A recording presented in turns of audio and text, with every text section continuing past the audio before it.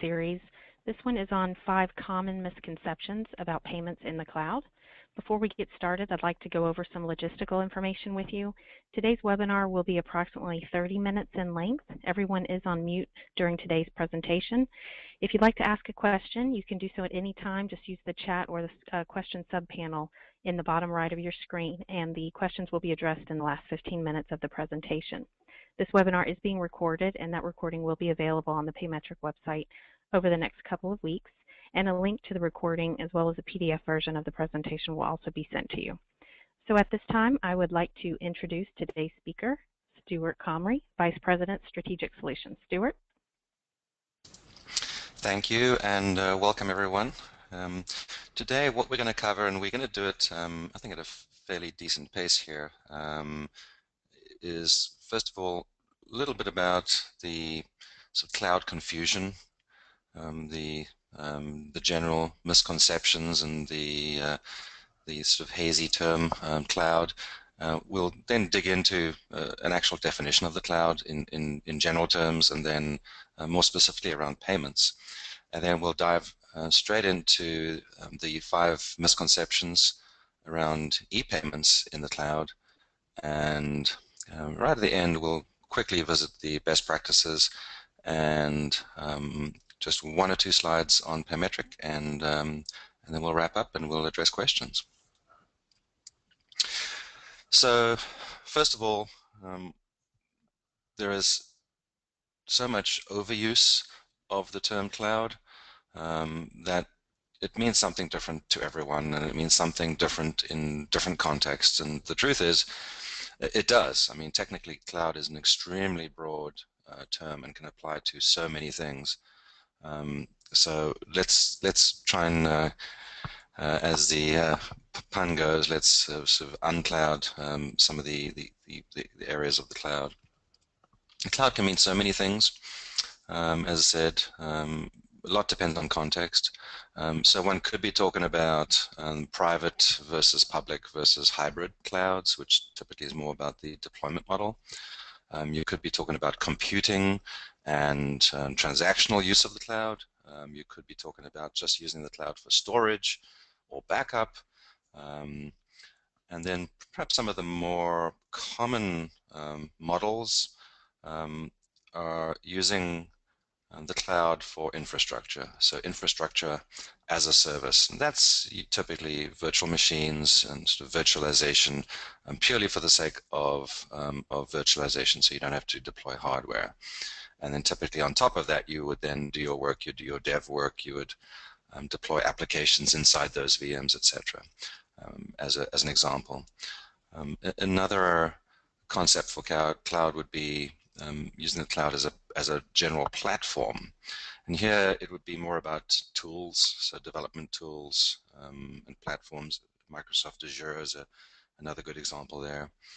And then taking it a step further from the pure virtualization and then the platforms, going all the way to actually accessing applications. So software as a service. So you're literally subscribing to services, and you're not quite so much developing within them. The more common examples there would be email, CRM, of course payments, seeing as that's what we're talking about today. But there you're talking accessing services. And then finally, another set of conflicting terms that need to be sort of balanced out is hosting versus SaaS. Both are legitimate cloud uses, but they are very different.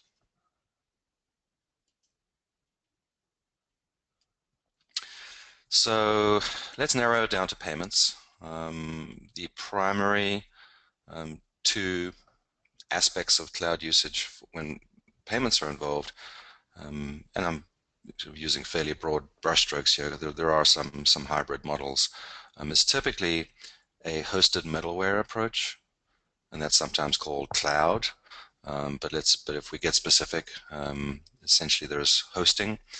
That's typically where there's a single instance. Quite often it is an on-premise piece of software that's been deployed in the cloud.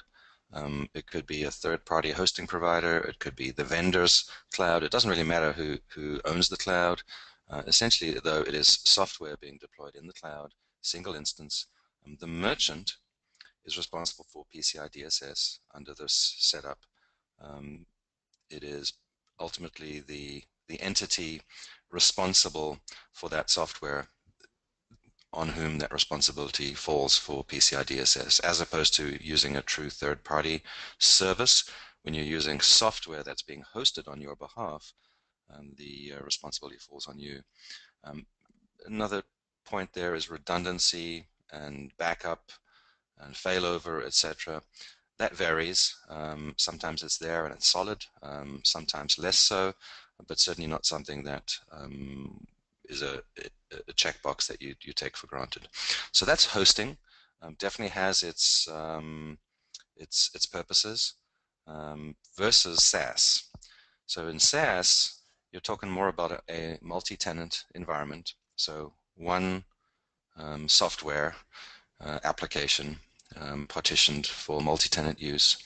In this case, you're talking about a true third-party model, and the vendor is responsible for PCI DSS. And PCI in all its versions, but especially in the most recent version, really calls out third-party service providers versus other models, and there are some nice reductions in scope and responsibility, as well as overheads when it comes to PCI when a true third-party service is involved. SaaS environments typically are built to perform and scale. Essentially, the whole multi-tenant approach. The assumption is that you're going to be adding tenants, and the entire environment needs to be able to scale. Unlike a hosted middleware, which typically is a single instance, it's just built for that one merchant, not necessarily built to scale to the same extent. And availability, redundancy, backup is typically built into a SaaS environment. It would be surprising, and there certainly are SaaS environments where that is not something you take for granted. But when you're talking about payments and SaaS providers of payments, again, something to check, but that absolutely should be present in a SaaS environment. So taking a look now at the on-premise, which is kind of the old world, moving to a vendor-hosted, which we are just talking about. That's where the merchant PCI scope um, is is inclusive of either the on-premise or the vendor, as opposed to a SaaS environment where the SaaS component of the overall solution, and of course there are elements on the merchant side, but a vast majority of that will be delivered from SaaS and therefore outside of the merchant's PCI scope. This is an oversimplification, but in general terms, as you move from on-premise to a hosted solution to a SaaS solution, your costs are going to go down. The overall scope and effort in your environment to maintain PCI is going to go down. Of course, your final architecture has some impact here, and with a SaaS solution, you can actually take this to the extreme using the right tools. You can really make use of the PCI sort of defining lines, as it were, and you truly can put a moat around your environment and push an enormous amount to the SaaS provider. So let's take a look at some of these myths, some of these misconceptions. The first one I want to highlight here is that the cloud is unreliable and inflexible. And this, to be honest, is actually quite true if you're talking about many of the public cloud services. Typically, these are free services, not in the payment space, just in one's everyday computing, and some of the private cloud models, where, as we were talking earlier, you're not talking about scaling. You're talking about private instances and private virtualization. But I think where this comes the most into play is some of the public cloud services that are free. Um, Apps and the whole mobile world has emphasized this as well. But if you're talking about SaaS, and especially if you're talking about SaaS for payments, this is not true. Reliability is all about the fact that the SaaS environment is typically built for performance and scalability, redundancies built in, backup, failover, disaster recovery built in, um, the ability to do maintenance without service interruption, and to have that all done by a vendor that is focused on this, all contributes to reliability for SaaS payment providers. Likewise, flexibility. These are not monolithic solutions typically. It's a service-oriented architecture, and you're consuming those services. So there is an element of simplicity required in terms of being able to engage certain services and know and depend on them to work. But you want some configurable behavior behind that, both on your side at the merchant side as well as from that SaaS system. So for you as a merchant, you want your SaaS setup to behave in a certain way. You want to take your transactions to a certain back-end processor, for example. You want certain behavior that is almost certainly going to be different from the next tenant and from the next tenant down the line. And likewise, connectivity from any system, any of your systems, is an added bonus in terms of flexibility with hosted, and especially with on-premise. Sometimes that connectivity and availability can impact the service that you're delivering to your business. But having a SaaS service that you can connect from anywhere, regardless of what your landscape looks like, is an added bonus as well.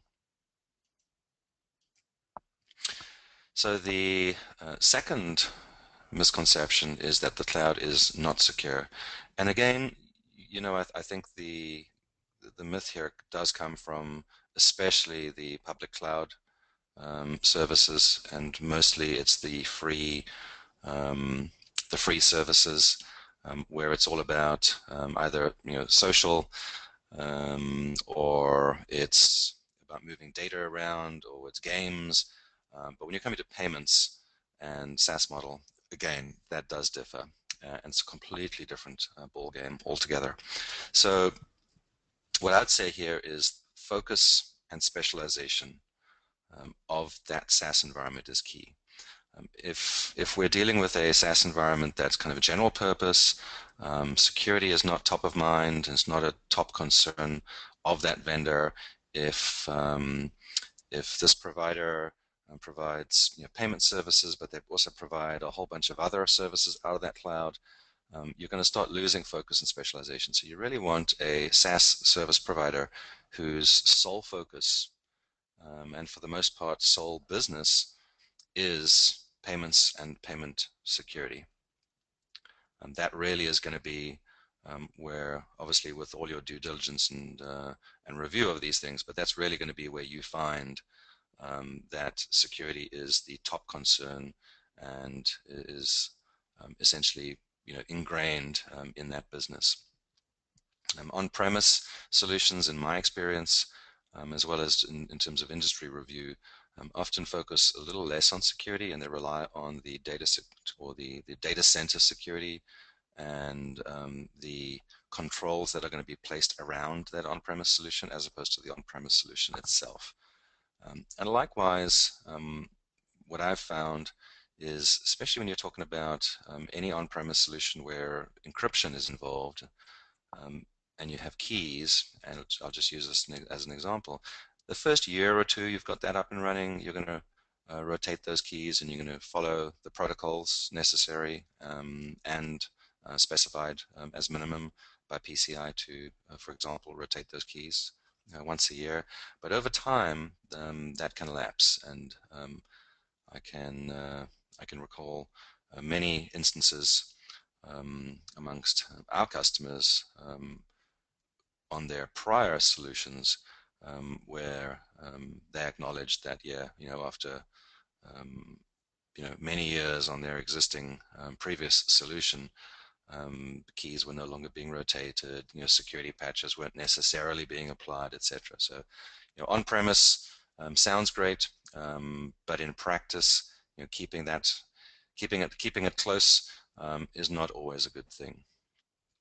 And according to various industry reports, an example here from Alert Logic is on-premise solutions are also far more often in the crosshairs of hacks as well, of hackers. So they tend to be a bit more of a target as a very general rule, but of course these things do change over time. And for example, retail systems are very much in the crosshairs as well.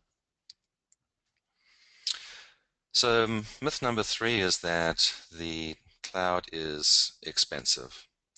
And yes, it is to the provider, but not to you as the merchant. In fact, using a cloud service, certainly a cloud payment service, can and typically does reduce costs. You're no longer paying for system maintenance, for operational activity, for updates, etc. The equipment and the space for that equipment, refreshing that equipment every few years, etc., all falls away, as well as, of course, the licensing costs and the maintenance costs, license maintenance. Um, on a service provider payment platform, you're paying for what you use. You're going to be moving from a capital expenditure to an operating expense monthly fee model, and that monthly fee model will be based on usage. All providers follow, slightly different models. Either it's based on exact transaction counts or it's a tiered pricing model, but it's generally based on usage in some shape or form. And that's a very different model, obviously, just to a straight up capital expense, and certainly where you're buying the whole thing, even if you're using only a small percentage of it. So moving to a monthly fee based on usage really helps optimize costs. Payments and payment security industry is undergoing a lot of risk and change at the moment, and that implies that your system, if you have an on-premise solution, is going to have to undergo a lot of patches, both on the payments and on the security side, and a lot of upgrades. So likewise, there's going to be costs associated with that, more so than with many other systems that are going to be a bit more stable because of the rate of change in the industry. You are going to be revisiting those on-premise machines often to apply patches.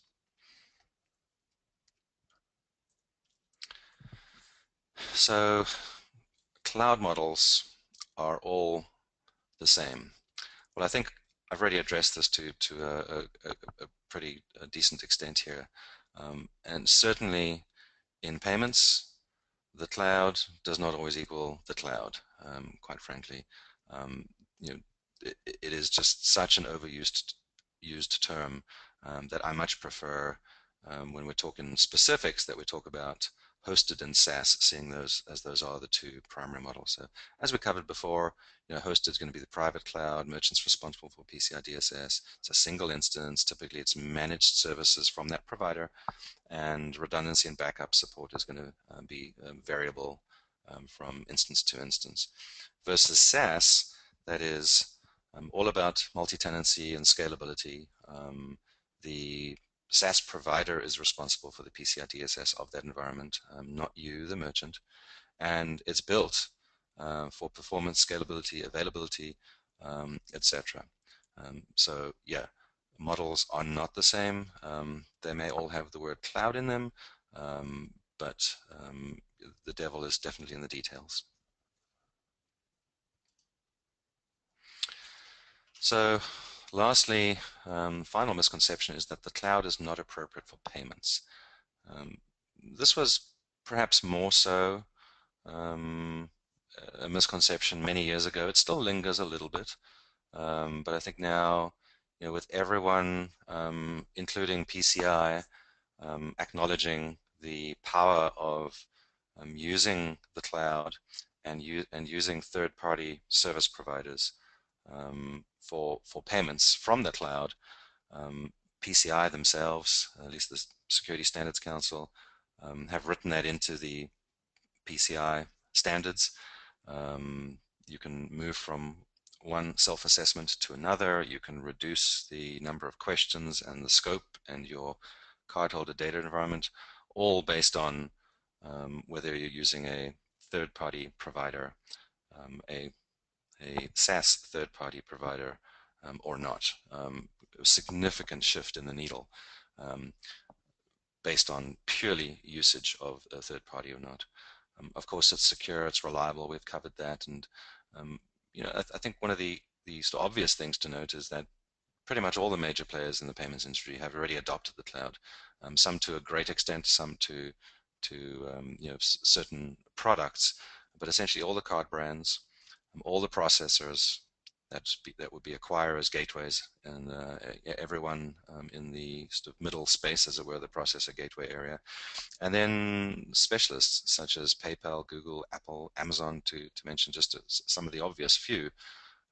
These are all cloud models, either cloud for transactional processing or cloud for wallet storage or cloud for tokenization or all of the above. In fact, Gartner have sort of codified a term in this regard, in calling those of us in the space payment service providers, or PSPs for short, so SaaS-based payment service providers. So to wrap up on the 5 misconceptions, the cloud is unreliable and inflexible. The cloud is not secure. It's expensive. One cloud model is just like another cloud model, and the cloud model is not appropriate for payments. All of which I think we've handsomely debunked as myths. Some because these come from different cloud models or from different industries, where the cloud is just a vehicle and it's not a focus, or some of these are lingering from many years ago when cloud was still in its infancy. So I want to take a quick look at some best practices for cloud payment service providers. And again, there are so many ways one can slice this, but in terms of just painting the picture, I'm going to use one of our diagrams here because it's laid out in a way that makes this easy to address. So on the left-hand side is the merchant enterprise, and in fact, in the far left would be the cards being submitted by your customers to you through one channel or another into your enterprise, and that could be into one of any or multiple systems, from e-commerce to SAP to Oracle to AS400, Legacy, etc. In the middle is the cloud service. In Paymetric's case, the primary services there are for payments and security, so XIPay and XISecure working together. Towards the right are the various processors and acquirers and fraud service providers, with some examples in terms of their logos down there. So what does this look like when you're talking about SaaS? Well, you're talking about SaaS, it means that middle environment, that cloud environment, is going to be not only reliable and scalable, but for you as a tenant in that multi-tenant environment, you're going to be able to configure your system to behave in the manner that you require it, in terms of some workflows and in terms of especially routing to get to a particular processor, or to change processors down the line, or to have a mix of processors. So for example, you may want to go to Amex directly and then take your Visa, MasterCard transactions elsewhere. You may want to add some very regional specific processors for some regional processing, perhaps in Asia or in Europe, in which case you're not going to have one processor, you're more than likely going to have two or three. And you may have business units within your enterprise that have very specific relationships, and you want to maintain some of those relationships. So very configurable from a routing perspective and from a workflow perspective. And then on the merchant side, you're going to be subscribed to a set of services from the SaaS provider. Primarily, those are going to be payments and security interfaces. More often than not, those are web services. Sometimes they are file transfer, so typically that's something like SFTP. So those perhaps be the two most common. And then on the front end of your enterprise, where you're actually accepting the card entry, there are a number of tools across all the providers in the space that vary greatly. What we like to term your tokenization layer is that point for each channel and each system where your systems meet that card, where that card is actually being presented to you. Now that's going to differ if this is a point of sale system versus an e-commerce system, or it's your call center. That channel, that mechanism, and that underlying system is going to differ. But the point is, you want to tokenize that card as early as possible. In an ideal world, you're going to tokenize it before it hits the bulk of your systems, and in some cases, before it hits any of your systems. So for e-commerce, transparent redirects and iframes and similar are the way to go, and you really can protect your web servers and have that tokenization occur between the customer's browser and, in our case, our security solution. And as you move around the clock, and you're looking at each of those different channels and interactions, different technology is used in each case. It's our XI Intercept solution suite that addresses this tokenization layer and ensuring that you tokenize as early as possible.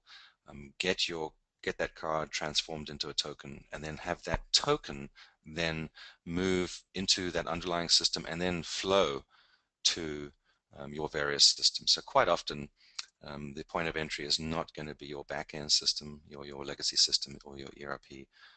It's going to come through an e-commerce site and then flow to your ERP or your legacy, as an example. So having that token be able to move from system to system and then engage the payment and security services on the back end is really what the overall model tends to look like.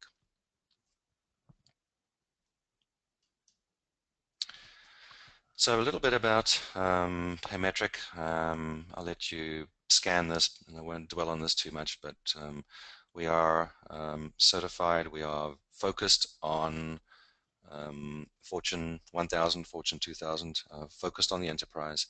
The enterprise merchant has some very unique needs, very different from sort of mom and pop requirements, which tends to be more pre-packaged solutions into a point of sale, for example, or into an e-com, outsourced e-com platform.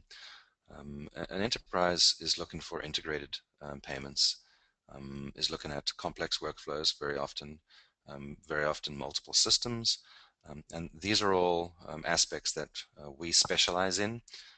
We deliver, as a SaaS multi-tenant platform, but we're able to engage at an enterprise mixed workflow, mixed system level.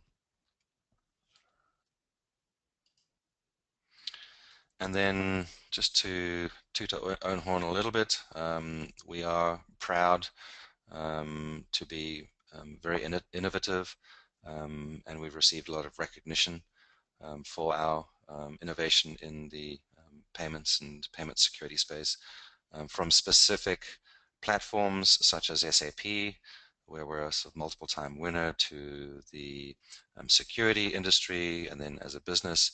So all across the board, we are proud of our innovation and our thought leadership in the space. And lastly, We're going to turn to any questions, if there are any. I I think there are, so we'll turn to that just now. Please feel free to reach out to us, or directly to me. My details are here. And just a quick reminder before we get into questions that part 4 of this series is going to be on November the 18th, and we'll look at more specifically at e-payments solutions and the impact of various aspects of e-payment solutions to your business. So some very specific considerations there. So I'm going to turn to some questions. Um, so a question here is, in what ways would using a third-party vendor for payment acceptance affect PCI scope? This is quite requires probably a far more detailed answer than I could give here. But in general, use of a third party offloads responsibility for PCI for the aspects of that solution that that third party takes on. So for example, if the third party is your wallet, is your token provider, and those cards are stored at the third party and not stored on your premises, and all you have is a token, then, for example, you don't have to apply any of the encryption considerations within PCI. Likewise, another example would be if, for your e-commerce channel, if you use a third party um, and the third party tools to capture the card. So the best way of thinking about that is are the various forms of redirect. So either transparent redirect or iframes or a hard redirect to a complete page. At the point that you're not accepting that card into your web servers and then offloading the card or doing something with it or encrypting it, at the point that the third-party provider is the entity that first touches that card, even though it's from your website, but essentially there's a redirect so that the customer is essentially entering the sensitive information into the third-party provider's tool set. That shifts the needle quite significantly under PCI for e-commerce systems. And so it goes for each system. So the more that you can reduce your CDE, your cardholder data environment, specifically when you're using third-party tools, there are pretty significant ways that you can reduce your CDE, like I just described in the example for e-commerce. Then you are affecting your PCI scope. You're reducing your PCI scope. But as said, that's a far more detailed, or deserves a far more detailed answer than I just gave you. But hopefully that gives you a sense.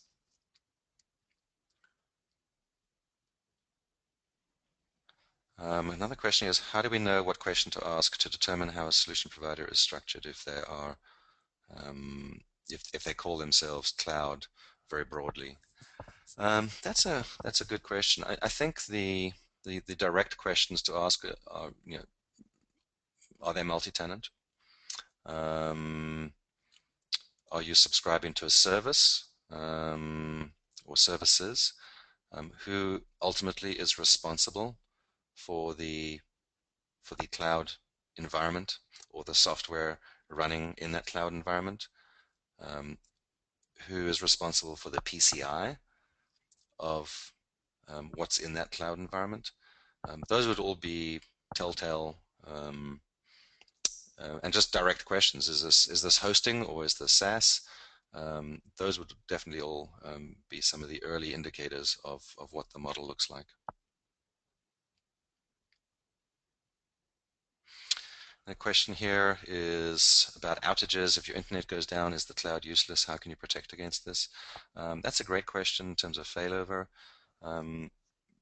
If there's an outage of some kind, especially if, let's say, a bulldozer digs up your T1 line and you lose all internet, well, first of all, I think you're going to have bigger problems than just your payment services.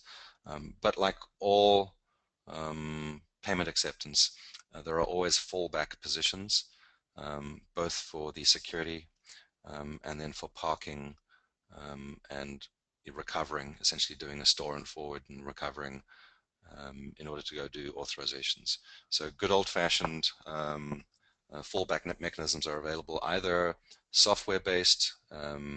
Some merchants who are lower volume tend to go for more manual procedures, but for the most part, typically one builds in into the software. Most ERP systems, as an example, have basic store and forward capability to park orders and then do follow-up authorizations on recovery. So depending on what that outage looks like and how long it persists and what caused it, there are failover solutions to address each of those. Great questions. I'm just looking here to see if there are any others. I think that's it. I think we're all done. So a little over the half an hour, but certainly 20 minutes less than the hour. So hopefully we get you out of here with 20 minutes to spare. Enjoy the rest of your afternoon. Thank you very much for attending. And please tune in on November the 18th for the next part 4 in the series. Thank you.